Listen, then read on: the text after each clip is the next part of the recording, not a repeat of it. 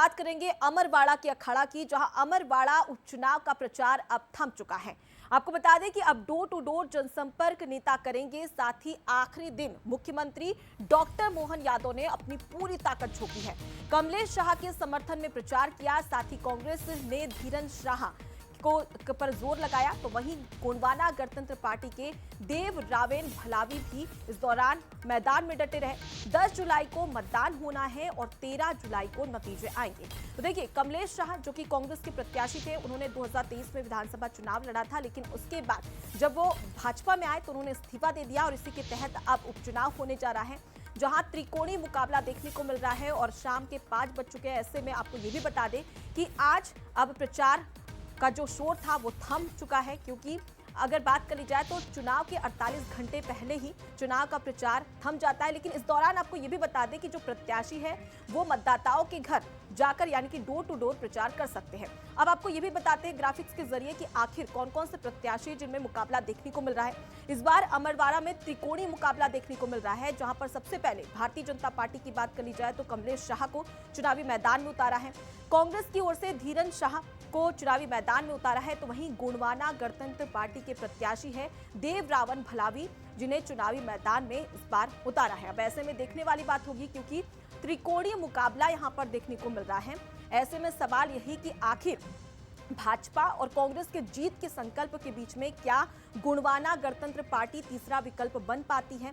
सवाल इस पर भी, और सवाल इसलिए भी क्योंकि अगर तीनों ही प्रत्याशियों की बात कर ली जाए तो देखिए, अगर 14 बार इस अमरवाड़ा सीट पर चुनाव हुए हैं, जिनमें से 13 बार की अगर बात कर ली जाए, माफ कीजिएगा 11 बार की अगर बात कर ली जाए, तो कांग्रेस यहां पर जीती है और कहीं ना कहीं यहां पर कांग्रेस काफी मजबूत होती हुई नजर आ रही है। लेकिन कमलेश शाह की बात कर ली जाए तो वो कांग्रेस के प्रत्याशी रहे। 2023 के विधानसभा चुनाव में 3 बार यहां से चुनाव जीत चुके हैं, लेकिन इस बार उन्होंने अपना पाला बदला है और वो भाजपा में आए हैं। अब ऐसे में देखने वाली बात होगी कि कितना दिलचस्प मुकाबला भी देखने को मिलेगा। अब आपको ग्राफिक्स के जरिए ये भी बता देते हैं कि आखिर इस अमरवाड़ा विधानसभा सीट पर कितने जो मतदाता हैं उनकी संख्या भी आपको बता देते हैं। कुल वोटर 2,34,330 वोटर है।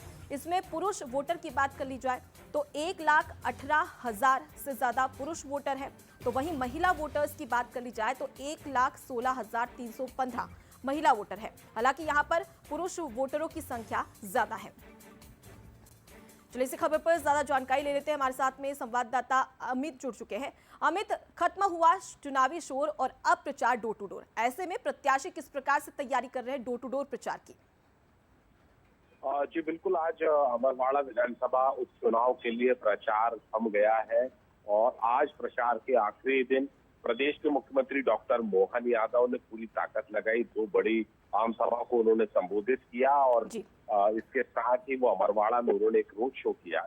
साथ ही साथ कांग्रेस की हम बात कर ले तो कांग्रेस से एआईसीसी से के महासचिव मध्य प्रदेश के प्रभारी जितेंद्र सिंह छिंदवाड़ा पहुंचते और अमरवाड़ा जाकर वे प्रचार करते हैं। उनके साथ पीसीसी चीफ जीतू पटवारी, उमंग सिंगार और बाकी अन्य नेता थे। मतलब दोनों तरफ से पूरी तरह जोर आजमाइश की गई है इस इलेक्शन में। 15 दिन बीते, 1 हफ्ते की हम बात कर ले, दोनों ही दलों ने काफी जोर किया। इसके साथ ही हम गोंडवाना गणतंत्र पार्टी की बात कर ले, यहाँ पर तीसरा मोर्चा भी काफी मजबूत स्थिति में है। त्रिकोणीय मुकाबला यहाँ देखने को मिलता है।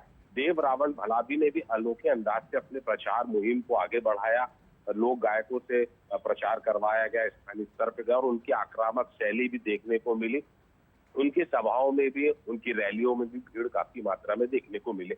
ओवरऑल हम कह सकते हैं कि अमरवाड़ा का ये जो रण है वो पूरी तरह त्रिकोणीय मुकाबला हो गया है और मुख्य मुकाबला हम ये कह सकते हैं कि भारतीय जनता पार्टी और कांग्रेस में तो है ही है, लेकिन हाँ, गोंडवाना गणतंत्र पार्टी की भी अमरवाड़ा उपचुनाव में अच्छी खासी मौजूदगी देखने को हमको मिलेगी। जी अमित, जिस प्रकार से हमने देखा कि मुख्यमंत्री डॉक्टर मोहन यादव आखिरी दम तक मैदान में डटे हुए थे और आज भी उन्होंने जमकर प्रचार प्रसार किया है, लेकिन इसके उलट अगर कांग्रेस की स्थिति की बात कर ली जाए तो फिलहाल वहां पर कांग्रेस की क्या स्थिति देखने को मिल रही है? कांग्रेस की हम बात कर ले तो कांग्रेस ने मैराथन प्रचार यहाँ पर अमरवाड़ा में किया है। बड़ी फहरिस्त प्रचार करने वाले नेताओं की रही। पीसीसी चीफ ने पहली बार छिंदवाड़ा में प्रदेश कांग्रेस के अध्यक्ष छिंदवाड़ा में कैंप किए और लगभग 1 हफ्ता उन्होंने प्रचार किया। इसके साथ ही कमलनाथ छिंदवाड़ा पहुंचते, बहुत दिनों से कयास लगा रहे थे कि शायद इस उपचुनाव में कमलनाथ नहीं पहुंचेंगे। कमलनाथ आते हैं, 3 दिन का प्रवास उनका देखने को मिला। फिर नकुलनाथ आते हैं और नकुलनाथ भी पिछले 4 दिनों से प्रचार में जुटे हुए हैं। बड़े नेता हैं, उमंग सिंगार है, नेता प्रतिपक्ष है, और सुखदेव पांसे ने पूरे कांग्रेस के तरफ से चुनाव प्रचार की कमान सौंपी रही, प्रबंधन की कमान सौंपी। एक जी तरह बिल्कुल से अमित, तो जिस दोनों ही प्रकार से चाहे दलों मुख्यमंत्री की बात कर ली जाए या कांग्रेस की ओर से जीतू पटवारी, कमलनाथ की बात कर ली जाए, सभी ने अपनी ताकत झोंकी। ऐसे में दिग्गजों की साख भी दांव पर लगी है, लेकिन अब 10 जुलाई का इंतजार करना होगा। उसके बाद स्पष्ट हो जाएगा कि आखिर अमरवाड़ा का अखाड़ा कौन जीत रहा है। फिलहाल के लिए बहुत शुक्रिया, तमाम जानकारी हम